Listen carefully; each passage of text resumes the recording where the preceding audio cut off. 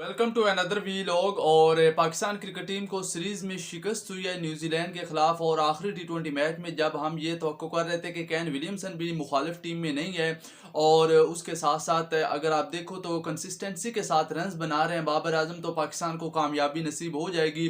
और कम अज़ कम डोलन के मकाम पर तो पाकिस्तान न्यूजीलैंड के खिलाफ कम बैक ज़रूर करेगा। लेकिन शायकीन पाकिस्तान का दिल जो है वो इस साल मायूस से मायूस तर होता जा रहा है क्रिकेट के हवाले से, क्योंकि ऑस्ट्रेलिया में शिकस्त, अब न्यूजीलैंड में भी पहले 3 टी20 मैचों में पाकिस्तान को शिकस्त जो है वो मिल चुकी है।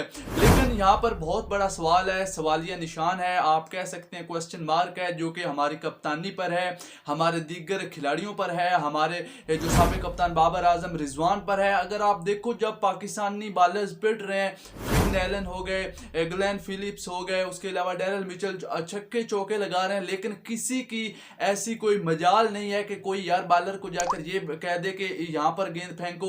या वैसे ही होता है कि सिर्फ एक शाहीन शाह अफरीदी जो है वो जाके हारिस रऊफ को, वसीम जूनियर को, जमान को, नवाज को बता रहा है कि यार ऐसे ऐसे करो। लेकिन अगर हम पहले देखते थे जब बाबर आजम कप्तान होते थे तो तमाम लड़के जो थे वो बॉलर के पास आ जाते थे, बताते थे तमाम मामला आप देखते हैं फील्ड के अंदर। लेकिन इस दफा जो है वो ऐसी ऐसी लग रही है पाकिस्तान जैसे कोई बिखरी हुई टीम है। जिस तरह वेस्ट इंडीज की क्रिकेट टीम पर जवाल जो है वो आया, खिलाड़ियों की आपस की अना, उसके अलावा टीम मैनेजमेंट की अना, खिलाड़ियों की जाती मुकाबला जात और कप्तानी के जो मसाइल, ये तमाम जो थे और वेस्ट इंडीज क्रिकेट को नुकसान पहुंचाया। वो चैंपियन ट्रॉफी 2017 से बाहर हुए, 21-22 के टी20 वर्ल्ड कप से वो बाहर हो गए, 23 का वर्ल्ड कप वो खेलने से जो है वो महरूम हो गए, 25 की चैंपियन ट्रॉफी वो नहीं खेलेंगे। तो मुझे तो कई हालात जो है वो पाकिस्तान के वो नज़र आ रहे हैं, क्योंकि जब से ये ज़का अशरफ और मोहम्मद हफीज़ पाकिस्तान टीम के साथ जुड़े हैं ना, तो यकीन करें तमाम मामला जो है वो बजाय के हल हों और ही ख़राब होते हुए जो है वो नज़र आ रहे हैं। अगर बाबर आजम और रिजवान ओपनिंग करते थे न्यूजीलैंड के खिलाफ, इससे पहले पिछले साल 2022 के अंदर ही आपने न्यूजीलैंड को न्यूजीलैंड में ट्राई सीरीज हराई थी।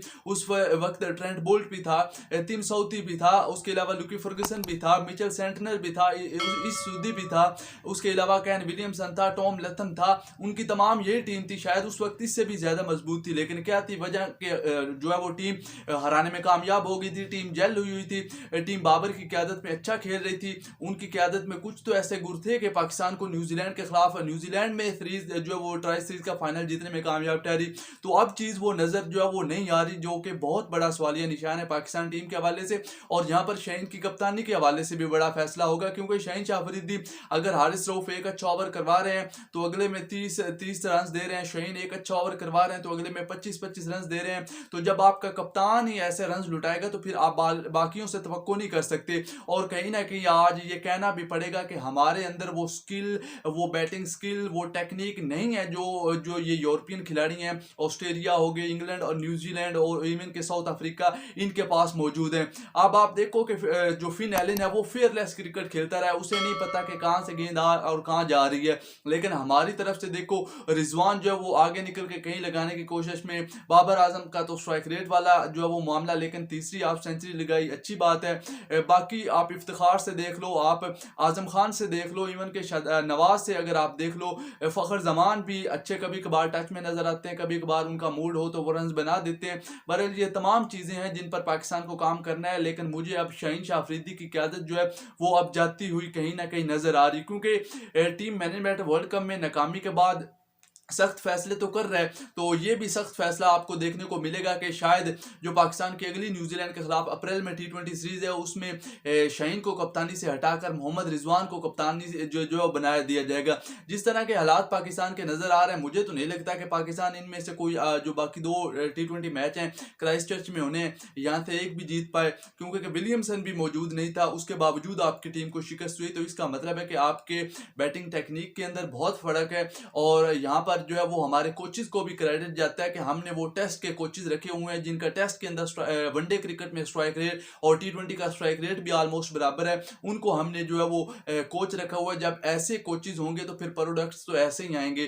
तो अब देखते हैं कि पाकिस्तान क्रिकेट टीम के ये मामला किस तरफ जाते हैं। बहरहाल इंतहाई मादरत के साथ के इस टीम का मुझे टी20 वर्ल्ड कप में जो है वो बहुत बुरा होता हुआ हाल नजर आ रहा है, क्योंकि जो वेस्ट इंडीज और अमेरिका की विकेटें होंगी वो शायद न्यूजीलैंड की तर्ज की होंगी।